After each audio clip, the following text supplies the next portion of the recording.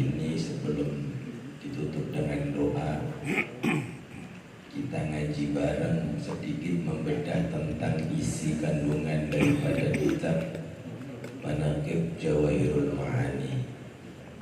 Karena sempat vakum 2 bulan, saya lupa sampai di mana gitu. Tapi insya Allah nggak salah. Mohon bagi yang punya kitabnya, mari kita buka sama-sama di halaman 14. Takut saya salah nanti diingatkan. Pada halaman 14 di baris ketiga dari atas. Bismillahirrahmanirrahim. Qala al-musannif rahimahullah ta'ala wa nafa'ana bi bahri ulumi wa amaddana bi asrarihi wa anwarihi wa nafahati wa karamati wa barakati fid dharaini amin ya rabbal alamin.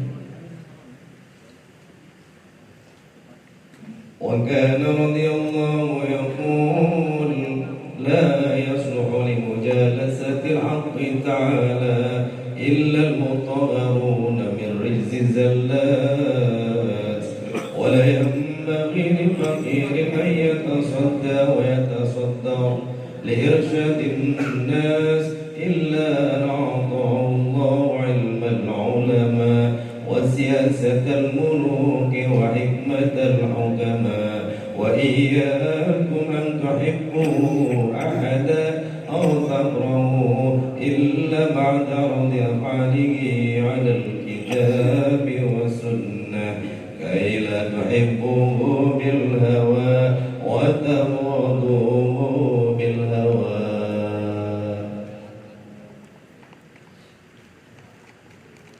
Wakana dan ada siapa radhiyallahu anhu Tuan Syekh Abdul Qadir Al-Jailani qaddasallahu sirrahul aliyah.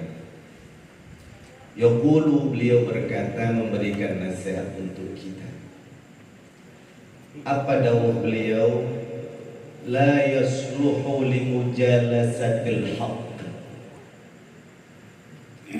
La yasluhu, tidaklah patut. Apa yang tidak patut? Li mujalasatil haqqi ta'ala, untuk bermujalasah dengan Allah. Apa itu mujalasah? Mujalasah itu istilah yang dipakai untuk menunjukkan kedekatan. Seperti ini namanya mujalasah, duduk berdekat-dekatan, itu mujalasah. Tidaklah patut orang untuk bermujalasah dengan Allah, ay taqarruban ilallah, illal mutahharun, kecuali orang-orang yang sudah tersucikan. Kalimat yang dipakai al-mutahharun. Jadi poin pertama adalah siapapun kita orangnya, hamba Allah, tidak patut, tidak pantas untuk mengaku dekat dengan Allah kecuali kita sudah menjadi pribadi-pribadi yang tersucikan, pribadi-pribadi yang suci dari apa? Min rijziz zallat, dari noda dosa-dosa. Kita diingatkan oleh Tuan Syekh bahwa manusia itu pasti punya dosa, dan dosanya pasti banyak. Selagi kita masih memiliki dosa yang begitu banyak, maka tentu saja kita belum pantas untuk dekat dengan Allah. Kenapa? Innallaha thayyibun yuhibbut thayyib. Allah itu maha baik, dan Allah hanya menyenangi orang-orang yang baik atau hal-hal yang baik. Allah itu maha suci, tidak mungkin dekat dengan maha suci kecuali orang-orang yang suci. Maka yang di sini dikatakan oleh beliau, yang pantas mendekat dengan Allah, yang pantas untuk mencapai derajat kedekatan dengan Allah, illal mutahharun, orang-orang yang tersucikan. Dalam konteks berkenaan dengan dosa manusia, itu ada 2 hal. Manusia yang mensucikan dirinya atau manusia yang disucikan oleh Allah. Lah model kita ini kadang-kadang mensucikan diri enggak, disucikan oleh Allah belum tentu. Kita contoh, orang-orang yang mensucikan diri adalah orang-orang yang selalu melakukan satu, pertaubatan. Jadi orang bisa mensucikan dirinya, membersihkan dirinya dari dosa-dosa. Satu tandanya adalah orang itu selalu melakukan pertaubatan kepada Allah. Tentu ini adalah orang yang sadar dirinya punya dosa. Lah kalau orang gak ngerasa berdosa, dia gak akan bertobat. Makanya kita kalau habis wudu, doanya kita, Allahumma ij'alni minat tawwabina waj'alni minal mutatahhirin. Ya Allah, jadikan aku ini termasuk golongan orang-orang yang rajin bertaubat. Kenapa harus rajin bertaubat? Karena kita juga rajin berdosa. Kan kadang-kadang orang bikin dosa rajin, tobatnya jarang. Iya. Dosanya 10 kali, tobatnya nunggu Idul Fitri. Kita mudah-mudahan dijadikan oleh Allah orang-orang yang senang bertaubat, giat bertaubat, karena kita juga gemar melakukan dosa. Makanya kalimatnya tawwabin, rajin bertaubat, bukan sekedar taib. Satu, waj'alni minal mutatahhirin, dan jadikan aku termasuk golongan orang-orang yang mau membersihkan diri. Kalimat mutatahhirin itu diartikan membersihkan diri. Artinya apa? Yang kita bersihkan adalah diri kita, bukan badan kita. Kalau bicara soal pribadi diri, tentu saja zahiron wa batinan. Makanya kenapa wudhu itu dijadikan media, wasilah, wahana, sarana untuk membersihkan diri. Karena wudhu itu bukan untuk membersihkan badan, tapi membersihkan diri. Kalau membersihkan badan dengan wudhu nggak bersih. Coba kita tengok. Orang wudhu yang dibasuh apa sih? Kan cuman muka, tangan, pala, sama kaki. Kan gak ada basuh selangkangan kan? Wajah bersih, selangkangan habis main bola asem. Ketek dibasuh gak bersih dong. Ya emang wudhu bukan buat membersihkan badan. Wudhu adalah sebuah proses yang menjadi simbol pembersihan diri. Meskipun yang dibasuh cuma 4 anggota badan ditambah niat dan tertib, tapi sejatinya maknawinya adalah membersihkan diri. Maka meskipun hanya membasuh 4 anggota tubuh ini, mudah-mudahan itu menjadi wasilah, alat untuk membersihkan diri zahiran wa batin. Itu satu. Kedua, yang bisa dekat dengan Allah itu yang membersihkan dirinya zahir batin. Sebab ada orang yang hanya membersihkan zahirnya, tidak membersihkan batinnya. Contoh, orang tangannya dibersihkan dengan sabun sampai harum, wangi. Tapi apa artinya harum nempel di tangan kalau tangan dipakai buat gaplokin orang? Tangannya bersih, tapi salah pakai tangan jadi dosa. Apa maknanya membersihkan tangan dengan sabun dan hand sanitizer? Tidak ada maknanya. Apa artinya orang membersihkan muka dengan sabun, bahkan ditambah biore biar glowing, biar kinclong, biar ganteng, tapi seluruh yang nempel di wajah dipakai buat dosa? Mata nempel di wajah bukan dipakai buat melihat yang baik-baik, tapi dipakai buat melototin orang, padahal glowing. Mulut yang nempel di wajah bukan dipakai buat baca Quran, baca zikir, baca doa, tapi dipakai buat baca mantra nyantet orang misalnya, membersih wajahnya. Maka yang dibersihkan bukan cuma zahir tapi batin.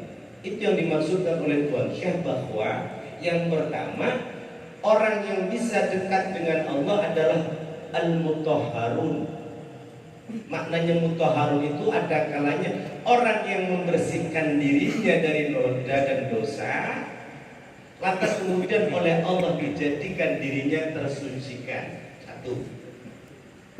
Ada pula makna yang kedua, mutahharun itu gini. Orang gak pernah mau melakukan pembersihan diri. Tadi gak pernah tobat, ibadah jarang, maksiat nambah gitu ya. Wader banget nih orang. Akhirnya karena gak bersih-bersih, Allah yang membersihkan. Cuman hati-hati kalau Allah yang membersihkan, resikonya sengsara. Kenapa? Allah punya cara membersihkan hambanya. Biasanya cara diantara salah satunya adalah dikasih sakit. Karena sakit itu salah satu kafaratun wa tahuratun lil dzunub. Sakit yang Allah berikan kepada umat beriman itu satu kafaratun, jadi penebus dosa. Tahuratun, menjadi pembersih dari kemaksiatan. Maka di dalam kitab Ihya Ulumuddin ada satu ayat hadis qudsi yang disampaikan Rasulullah terkait firman Allah dalam hadis qudsinya. Apa kata Allah dalam hadis ini? Idza talaitu bi 'abdin atau idza talaitu 'abdi bi baliyatin fa sabara wa lam yashkuni ila 'awatihi abdaltuhu lahman khairan min lahmihi wa daman khairan min damihi fa idza aqra'tuhu wa la damba lahu wa idza tawaffaituhu fa ila rahmati, kata Allah. Ini cara Allah membersihkan hambanya. Apa kata Allah? Suatu ketika kalau aku uji seorang hamba dari hambaku dengan sakit, terus dalam sakitnya ini fasabara, ia sabar. Jadi nggak ngeluh, nggak uring-uringan, nggak kesel gitu. Ya Allah, lagi garap proyek dan sakit lagi gagal. Jadi Allah diprotes. Sabar dia. Falam yashkuni, dan gak pernah mengadukan aku kemana, ila uwati, kepada semua orang yang mengunjunginya. Bang, lo tau gak sih, gue gara-gara sakit nih. Allah juga sih ngasih sakit, proyek gue gagal berantakan dah. Kalau mau romanya gak kasih ngomong gue akhir gitu. Allah diadu-aduin. Walam yashkuni ila uwati, dia gak mengadukan aku kepada semua orang yang datang menjenguknya. Maka apa kata Allah? Abadaltuhu lahman khairan min lahmihi. Akan kuganti dagingnya dengan daging baru lebih baik dari daging lamanya sebelum sakit. Ini Allah. Jadi orang kalau sakit sebenarnya sedang terjadi pergantian daging baru. Dari yang lama rusak, sakit, ya, hormonnya, kelenjarnya, pori-porinya Allah ganti dengan yang baru. Wadaman khairan min damihi, aku ganti juga darahnya yang baru lebih baik dari darah yang lama. Itu Allah yang bilang kalau sakit. Fa idza abraqtuhu wala dambalau, di sini letaknya. Dan kalau aku berkehendak menyembuhkan dia, maka aku sembuhkan dirinya ini dengan tanpa dosa lagi, kata Allah. Allah sucikan dirinya dari dosa dengan cara sakit. Wa idza tawaffaituhu, dan sekalipun aku matikan dirinya dengan kondisi sakit tadi, fa ila rahmati, maka matinya itu akan kukembalikan kepada rahmatku, artinya masuk surganya Allah. Subhanallah. Ternyata sakit itu cara Allah membersihkan kita. Karena begitu banyak manusia yang tidak mau membersihkan dirinya dengan taubat, dengan ibadah, akhirnya Allah pula yang bersihkan, tapi dengan cara sakit. Nah, kalau sakitnya ketimbang batuk pilek mah enak ya. Coba kalau sakitnya melonjor 3 bulan, 6 bulan, 7 bulan, coba diuji kesabaran kita oleh Allah. Asal sabar, dosa kita dihapus oleh Allah.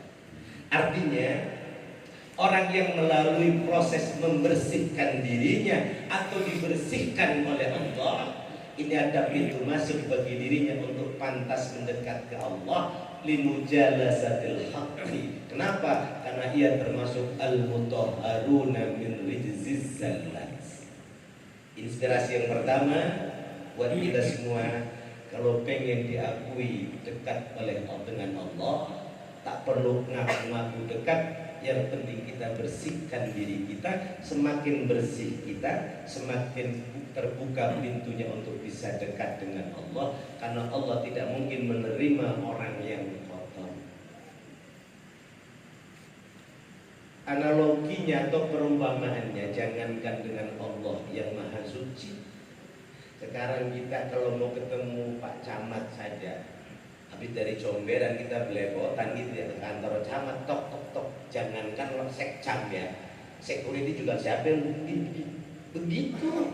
Baru camat diusir kita kalau belok, belepotan, kotor, dekil. Apalagi dengan Allah yang bersih, bukan cuma zahirnya, batinnya juga syaratnya adalah bersih lahir batin. Nah, yang cukup sulit dalam kitab manaqib ini nanti diajarkan bagaimana cara membersihkan batin. Kalau membersihkan zahir gampang, bersihkan batin masya Allah sulitnya. Zahir kita bisulan, ya banyak apa bisul apa komedo gitu, beliin salep kinclong halus. Begitu ada bisul malu kita dandanin muka kita permak biar keren biar ganteng ya. Coba kalau hati yang korengan, ada salepnya. Ada yang mau pernah dandanin hati korengan? Ada, nggak ada. Di apotek nggak ada salep bedik, di apotek nggak ada salep berbi, buyer, takabur, nggak ada. Itu mesti kesadaran diri sendiri. Baik. Yang pertama, wala yanbaghi li faqirin an yatasadda wa yatasaddara li irsyadin nas. Yang kedua, wala yanbaghi, dan tidak sepatutnya, sama nggak patut juga, nggak pantas juga. Siapa? Li faqirin, bagi orang yang fakir. Tidak patut apa? Ayatasadda, untuk menghadap, wa yatasaddar, dan maju ngapain? Li irsyadin nas, untuk bimbing manusia, bimbing orang banyak. Loh, iya, rumusnya sederhana. Orang fakir gak bisa jadi pembimbing orang banyak. Artinya apa? Orang banyak kemana? Orang banyak menuju Allah, biar dekat dengan Allah. Lu terus, saya akan fakir. Istilah fakir itu awalnya kita kenal dalam istilah ekonomi. Fakir itu ya orang miskin, yang nggak punya apa-apa namanya fakir. Tapi kemudian istilah fakir ini melekat kepada semua aspek. Al-fakir, yang namanya fakir adalah setiap orang yang tidak punya sumber daya, gak punya uang, namanya fakir. Gak punya ilmu, namanya fakir. Gak punya akhlak, namanya fakir. Gak punya amal, namanya fakir. Makanya orang fakir, ilmu nggak punya, amal nggak punya, akhlak nggak punya, ya nggak pantas jadi pembimbing orang lain. Bimbing dirinya dari ribet, apalagi nggak punya duit. Nah tuh, lebih repot lagi tuh. La yanbaghi lil faqirin ayatasadda wa yatasaddara li irsyadin nas. Kalimat yang kedua yang kita pahami bersama, irsyad, bimbingan. Untuk semua kita, untuk bisa sampai dekat dengan Allah, perlu ada namanya pembimbing. Dalam ilmu tasawuf namanya mursyid. Kenapa? Takut nyasar. Meskipun niatnya baik, tapi kalau nggak ada menunjukkan jalan yang benar yang baik, takutnya nyasar. Kita mau ke Jonggol nih, mau silaturahim kan keren ya. kan belum pernah ke Jonggol, nggak tahu rute, maunya ke Jonggol, pindah ke Serang, ribet urusan kita. Mau ke Allah bagus keren kan? Kenapa? Harus ada guru. Dalam konteks ilmu umum saja, man la syaikha lahu fa syaikhuhu syaitan. Orang yang belajar agama, ngaji agama nggak pakai guru, fa syaikhuhu syaitan, gurunya nanti setan. Apalagi ini orang mau belajar mendekat maqamat kepada Allah, taqarruban ilallah, kalau nggak ada pembimbing, boro-boro dekat dengan Allah. Nanti mau khalwat bukannya tempatnya di masjid, khalwatnya di Gunung Bunder, ya di pemijahan, keluar-keluar ngaku nabi, ngapa dapat bisikan wahyu katanya begitu. Karena nggak ada pembimbingnya. Makanya di Depok, hati-hati, di Depok kan banyak orang keblinger ya. Nabi palsu pernah, Imam Mahdi pernah, apalagi nanti lama-lama Dajjal juga keluar dari sini, jangan-jangan dari Depok. Kenapa? Karena orang berselancar dengan dunia gaib, dengan bab-bab mistik, bab-bab rohaniah tanpa mursyid. Satu, kita diingatkan belajar agama apalagi ma'rifatullah harus dengan mursyid. Dan ingat, ciri-ciri mursyid adalah yang jelas dia bukan fakir. Orang yang fakir tidak pantas jadi mursyid. Artinya mafhum khalafnya, pilihlah mursyid bukan orang fakir. Lihat dia orangnya punya ilmu apa enggak. Kalau nggak punya ilmu fakir, coret, masuk. Lihat orangnya punya adab enggak, punya akhlak enggak. Kalau nggak punya akhlak, coret, pantas. Kata Tuhan Syekh, la yanbaghi li fakhirin, tak cocok, tak pantas. Jangan ikutin. Nah. Terus siapa yang pantas? Illa an a'tahu Allahu ilmal ulama. Kecuali, jadi yang pantas jadi mursyid adalah illa an a'tahu Allahu ilmal ulama. Orang-orang yang dianugerahi oleh Allah dengan berupa ilmunya para ulama. Mursyid itu harus punya ilmu, dan ilmunya diambilnya dari gurunya yang ulama, bukan dari gurunya yang YouTube, bukan dari gurunya yang Google, bukan dari gurunya yang Twitter. Gurunya adalah ulama. Maka di sini ada kuaitnya, ilmal ulama, ilmu yang diwarisi dari para ulama. Sekarang nyari ilmu gampang, gadget ada, teknologi canggih, apalagi ada artificial intelligence ya, gampang kita sekarang ya. Tapi tetap kemursyiddan untuk ma'rifatullah gak akan tergantikan dengan gadget, gak akan tergantikan dengan YouTube. Dia harus dengan mursyid ruhani. Hanya datang ke mursyid barokah dapat irsyad. Amin. Itu yang pertama. Kriteria mursyid adalah dia punya ilmu ulama. Hanya gampang sebetulnya nyari orangnya alim apa enggak, kira-kira begitu.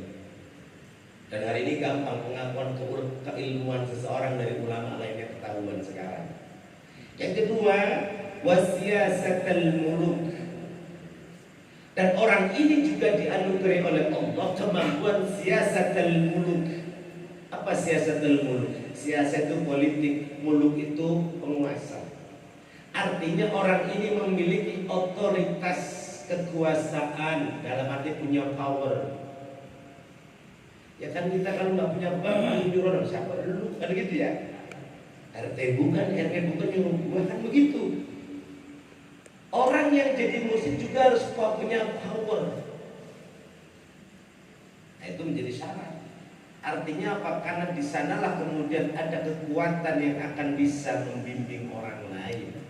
Siyasatul muluk. Artinya makna kedua juga bahwa kemursyiddan ini perlu di-backup oleh otoritas-otoritas penguasa di wilayah.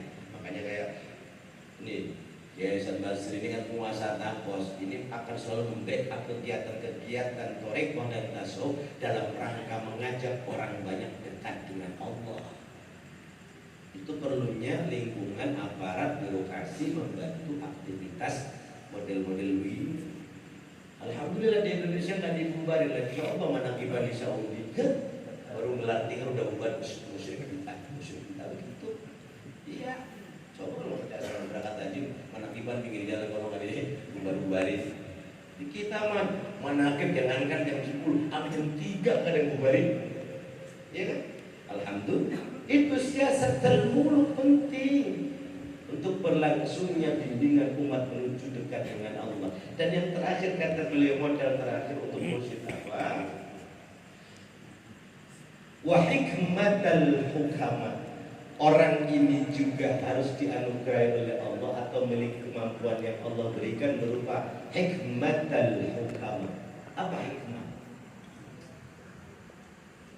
Jadi hikmah itu kata Imam Nawawi dikatakan al-ilmu at-mutasif atau al-syamil ala ma'rifatillah.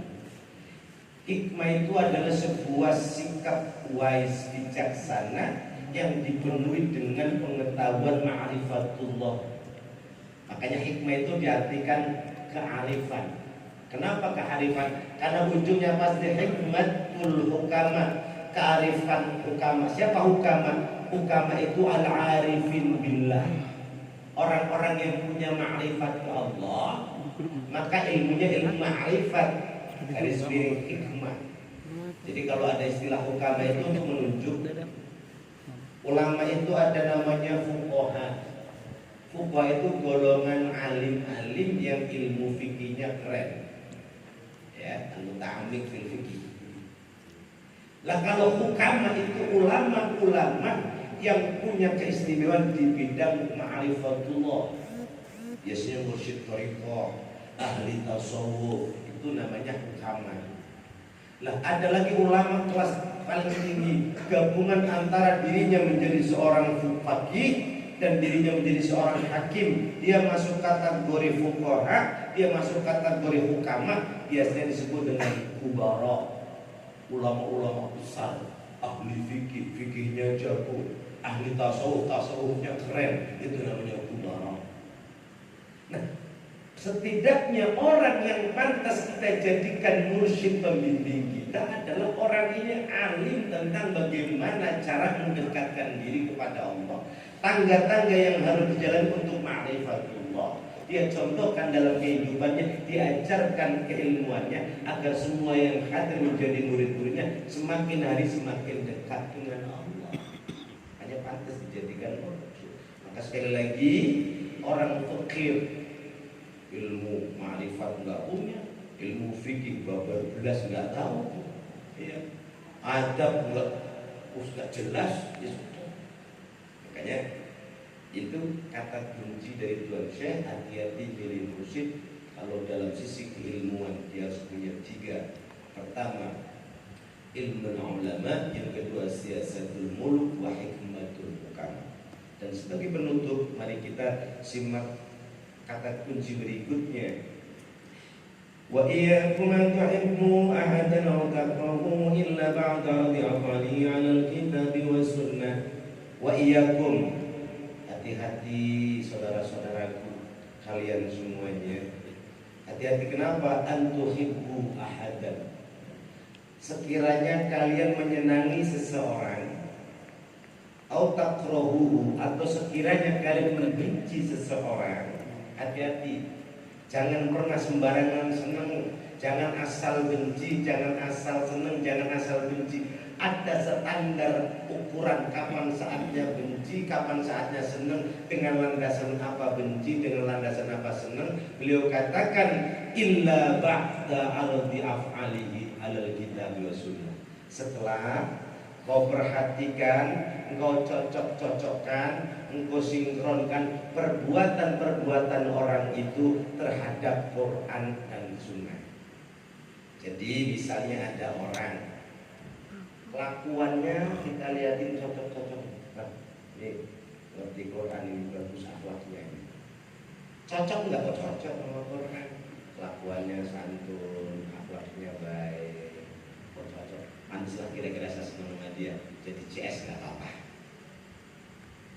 Jadi karena ada standar ukurannya berdasarkan Quran. Artinya apa yang pertama itu? Yang kedua sebaliknya, Kalau ada orang misalnya kelakuannya dicocok-cocokin sama Quran, nggak cocok. Yang kecil-kecil aja dah. Kata Quran, wa qul qawlan karima. Ayo ucapkan oleh kalian dengan ucapan yang mulia. Qawlan sadida, ucapan yang tepat. Qawlan baligha, ucapan yang berbobot. Qawlan layyina, ucapan yang lemah lembut. Kata Quran. Waktu orang ngomong kejujuran, walaupun dia setan gitu ya. Quran nggak cocok. Jangan senengin model begini. Karena Qurannya juga nggak ada, hadisnya juga nggak ada. Man kana yu'minu billahi wal yawmil akhir falyaqul khairan aw liyasmut, kata hadis. Orang yang beriman kepada Allah, orang yang beriman kepada hari akhir, falyaqul khairan, kalau ngomong yang baik-baik. Kalau nggak bisa yang baik, diam baik, jangan ngomong-ngomong. Ini orang ngocol, buruk, fitnah orang, caci orang, ngomong baik majalah tuh, coret, agak cocok sama hadis. Tapi kan dia duitnya banyak ya. Artinya apa? Hari ini tuh orang banyak seneng orang bukan karena Quran, bukan karena Allah, bukan karena Sunnah, bukan karena Rasulullah, karena ada apanya. Dekat dengan pejabat kan biar gampang masuk ke pejabat, tapi dia jarang sholat, urusan dia mah. Saya mau naik pangkat kok, akhirnya dijadikan soulmate. Akhirnya karena soulmate-nya model begitu, lama-lama bukan dekat sama Allah, dekat sama setan kan. Meskinya diajak ke majelis taklim kayak begini dikir, akhirnya diajak ke puncak rekreasi. Nggak apa-apa lah, sekali rekreasi terus pengen naik pangkat tuh. Karena kedekatannya bukan berdasarkan Quran dan Sunnah atau berdasarkan agama Allah. Hati-hati. Maka kata terusnya, hati-hati jangan dekat lantaran yang lain, dekatlah lantaran aturan Quran dan Sunnah. Kamu besok pilpres pilih siapa? Wah, tergantung wali biro saya pilih. Kok tergantung wali biro? Kan bukan lillah, kan kita berjuang itu artinya kalau memang niatnya lillah ya sudah, jangan wali biro misalnya kan gitu. Ya tapi ya begitulah dunia politik. Ini bukan politik kan gitu ya.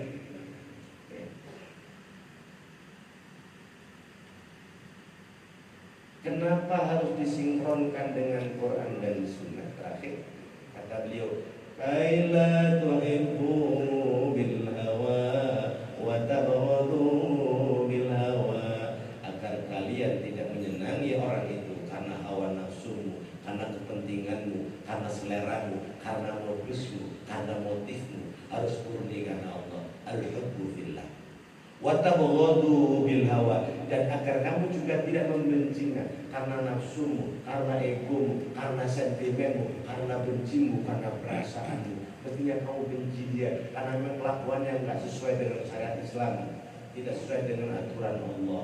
Jadi al-hubbu fillah wal bughdu fillah. Sekian kita diingatkan oleh Dr. Syabul Qadir bahwa dalam pergaulan kita silakan senangi siapapun, silakan tidak suka dengan siapapun, tapi standar ukurannya bukan kita, tapi ukurannya syariat, tentu saja Quran dan Sunnah. Caranya, praktisnya adalah cocokin saja dengan Quran dan Sunnah.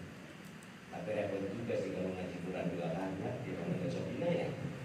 Saya cari-cari Quran bulan mana yang cocok ya gitu ya. Ngaji makanya ngaji, nggak usah cocokin sendiri. Nanya sama guru, Pak Ki, saya ketemu kawan romannya bukan apa, emang mancing mulu katanya.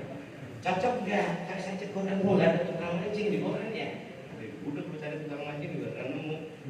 Hanya sama guru mengiai, mana-mana orang yang pantas cocok dengan Quran, mana-mana orang yang pantas dengan hadis, mana-mana yang tidak cocok.